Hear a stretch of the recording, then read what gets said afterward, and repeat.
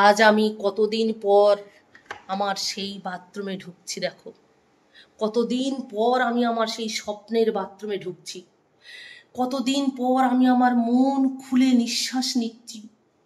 সেই যে টাকা আমি লোকের থেকে লুটেছিলাম, লোককে মিথ্যে কথা বলে, ইমোশনাল ব্ল্যাকমেল করে, ঠকিয়ে মানুষের থেকে টাকা লুটেছি, সেই টাকা দিয়ে আমি যে বাথরুমটা তৈরি করেছিলাম মনের মতো করে, সেই বাথরুম।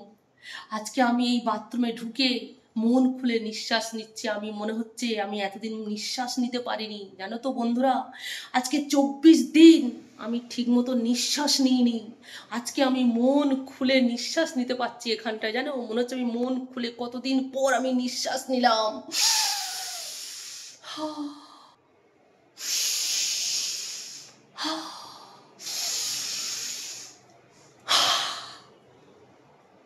কে ভাই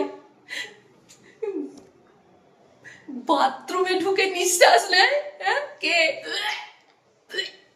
বাথরুমে ঢুকে নিঃশ্বাস নিচ্ছে মন খুলে?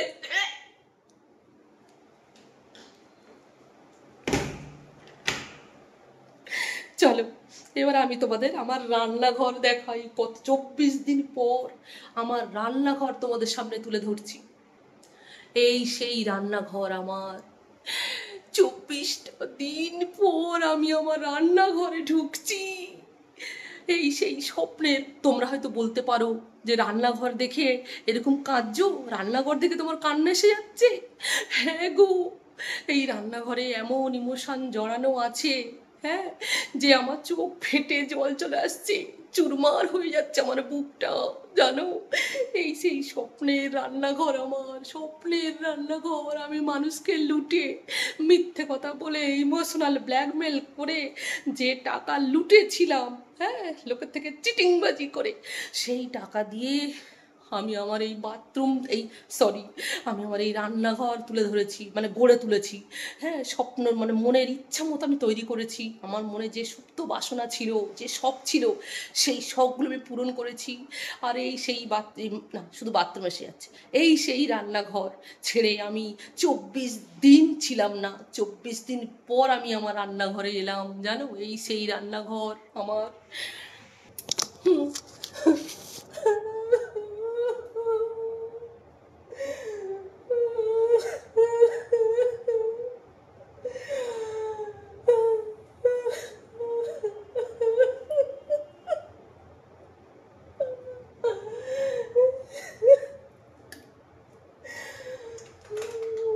দেখা যাচ্ছে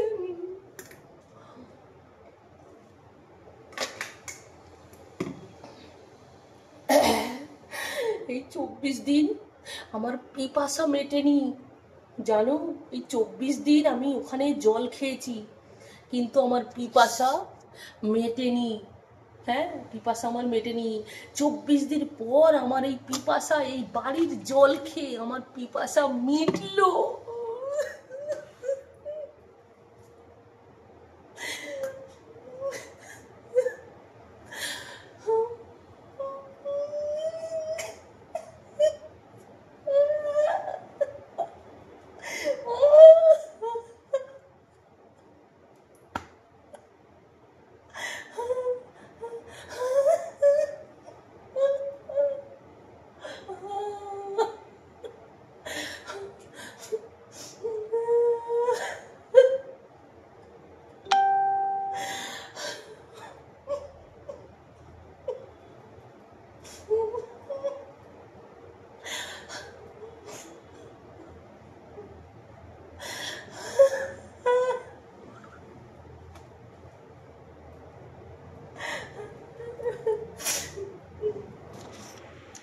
কে ভাই ক্যামেরা অন রেখে শুধুমাত্র কান্না করতে হয় দাঁড়িয়ে? ক্যামেরার বাইরে কাঁদা, আমার যদি মন থেকে কষ্ট হয় সত্যিকারে, তাহলে তো আমি ক্যামেরা অফ করে আমি কেঁদে নেবো আগে খানিকটা। আমি ক্যামেরাটা ঠিক সেট করে কান্না করছি, ঠিক ক্যামেরাটা সেটিং করে রেখে আমি কান্না দেখাচ্ছি। দেখো আমার কি কান্না পাচ্ছে। 24 দিন ও ওখানে লাল লাল খাসির ঝোল খাচ্ছে, চিকেন বিরিয়ানি খাচ্ছে, সেগুলো তোর পেট ভরছে, কিন্তু ওর জলে পিপাসা মিটছে না। আসলে ওখানকার জল মানে ওর ভালো লাগছে না, স্বাভাবিক। এক জায়গা থেকে জল অন্য জায়গায় জল আলাদা হয়। এখানকার মানে আমরা এখানে থাকি, এখানকার থেকে যখন অন্য জায়গায় যাই তখন সেখানকার জলটা মুখে ঠিক শ্যুট করে না, কেমনটা লাগে। মানে ও এটাই প্রমাণ করছে আমি বাড়ির জল আমার মানে বাড়ি আমার কত আমার ওখানকার, কিন্তু এটা তো ন্যাচারাল ব্যাপার, অন্য জায়গায় জল ভালো লাগে না। কিন্তু এই 24 দিন ওর পিপাসা মেটেনি, 24 দিন পর ও বাড়িতে এসে জল খেয়ে ওর পিপাসা মিটছে। মানে এই 24 দিন ও পিপাসা মেটানো ছাড়াও ছিল, অথচ প্রতিদিন লাল লাল খাসির ঝোল খাচ্ছে, বিরিয়ানি খাচ্ছে, মদ খাচ্ছে, মদ হজম হচ্ছে। এই জল দিয়েই তো মদ খাচ্ছে, মানে মদে মেশাতে হচ্ছে জল, সেই জল খাচ্ছে, সেই মদ খাচ্ছে, হ্যাঁ, তাতে হজম হয়ে যাচ্ছে। কিন্তু এই মানে সে তাতে মদের নেশা হয়ে যাচ্ছে, কিন্তু জলের পিপাসা মিটছে না।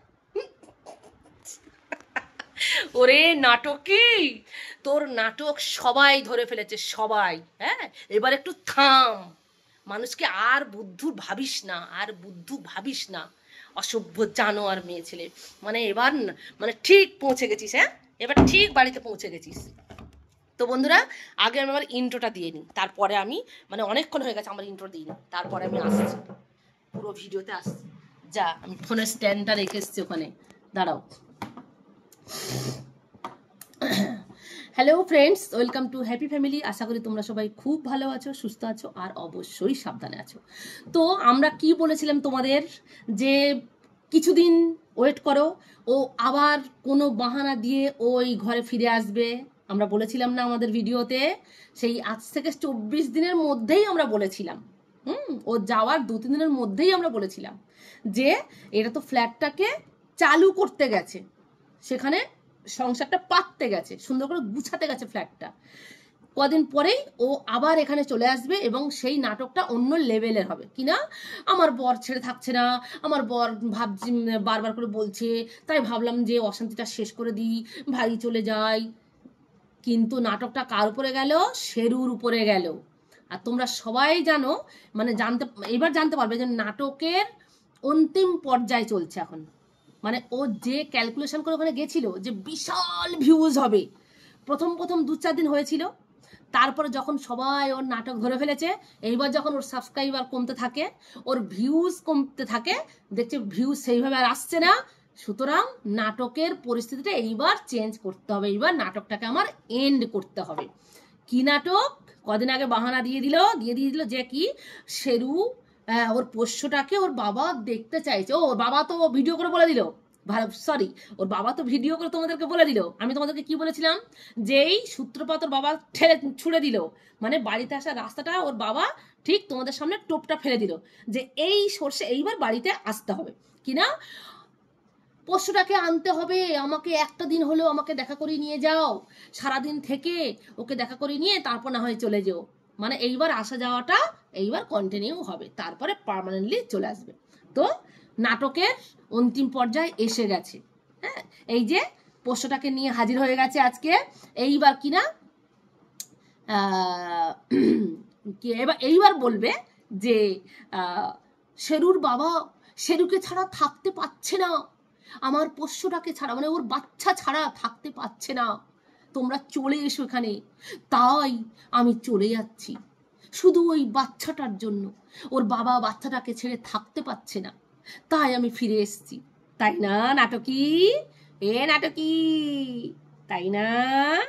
ভালোই নাটক করছিস, সবাই ধরে ফেলছে, এত জুতো পেটা খাচ্ছিস, তবু নাটকে তোর শেষ হচ্ছে না। এই প্রথম আসছে 24 দিন পর তোর বরের সঙ্গে এই প্রথম তোর ওই বাচ্চাকে দেখা করাচ্ছিস। জানোয়ার, মিথ্যাবাদী, ঢপবাজ, চিটিংবাজ। তোর ফ্ল্যাটে তো ওই তোর ওর বাবা তো রোজ যাচ্ছে, সবাই ধরে ফেলেছে, সবাইকে ন্যাকা বানাচ্ছিস। ওই 2-4 জন অন্ধ ভিউয়ার যারা তোর মতো চিটিংবাজ, তারাই তোকে বিশ্বাস করছে, তারাই তোকে আহা উহু করছে, তারাই মানে তাদেরই তোর জন্য চোখে জল আসছে। আর সবাই তোর কমেন্ট বক্সে একটু দেখ তোর কি জল, সে সবাই বুঝতে পেরেছে, চোখের জল। তুমি কত বড় নাটকবাজ মহিলা সবাই চিনে গেছে। আর তোর শ্বশুর কি বলছে, যে মানে তোর শ্বশুর পোষ্যটা যদি মানে তোর ছেলে যদি ওদের কাছে খেত, তাহলে তোর ছেলেকে রেখে দিত, তোকে ছেড়ে দিত। মানে ভাব তোর অকাত্রা ভাব, তুই কি ধরনের বউ ভাব, যে তোর শ্বশুর শাশুড়ি তোকে চায় না, তোকে মানে কেউ তোকে বলছে না যে তুই থেকে যা বা তুমি থেকে যাও, তুমি কেন যাচ্ছ। পোষ্যটাকে রেখে দিতাম, মানে তোকে ওদের প্রয়োজনই নেই।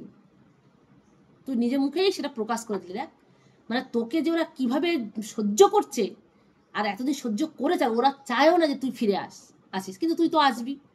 তোর তো একটা প্ল্যান, তোর ওই ভেরুটা, ওই অকর্মণ্যের ঢেকিটা বউকে ধরিয়ে যে খাচ্ছে, তার সাথে প্ল্যান করে এটা করছিস, তাই না? তা তুই তো আবার ফিরে আসবি, সে তো সবাই বুঝে গেছে, কারণ নাটকের অন্তিম পর্যায়ে শুরু হয়ে গেছে, এসে গেছে অন্তিম পর্যায়ে সব হলো বলে। কিন্তু তুই কি বললি, তোর শ্বশুর পোষ্যটাকে রাখ, মানে তোর ছেলেকে রাখতে চাইছিল, কিন্তু তোকে না। তুমি চলে যাও, ওকে রেখে দিতাম যদিও আমাদের কাছে খেত। তাহলে তুই কি জিনিস শুধু ভাব, তুই না ঘর কা, তুই না ঘাট কা, তুই কারুর হতে পারলি না। আর তুই কি বলছিস, বাড়ি ছেড়ে ফ্ল্যাটে গিয়ে অন্য জায়গায় গিয়ে একা একা থাকার যে কি কষ্ট, সেটা তোমরা কেউ বুঝবে না। তুই একা থাকিস, তোর বাড়িতে তোর বাপের বাড়ির লোক তো ঘিরে ধরেছিল তোকে, আর সারা রাত ফুর্তি চলে, তুই তো মজা করতেই ওখানে গেছিস, তুই এখানে মদ খাওয়া ঠিক মতো হচ্ছিল না, ওই বারে ঠিক মতো যেতে পারছিস না, রাতে ভিতরে যখন তখন যাচ্ছিস, সেটা তোর শ্বশুর আপদ জানা ছিল। রাতের ভিতরে যখন তখন বার থেকে আসছিস, বারে ডান্স করতে চলে যাচ্ছিস, সেটা তোর শ্বশুর শাশুড়ি মেনে নিতে পারছিল না। বাড়িতে মদের আসর বসাবি, সেটা তো শ্বশুর শাশুড়ি মেনে নিতে পারছিল না, তাই তো ঘর ছেড়ে চলে যেতে হলো নতুন ফ্ল্যাট কিনে। হ্যাঁ তাই না?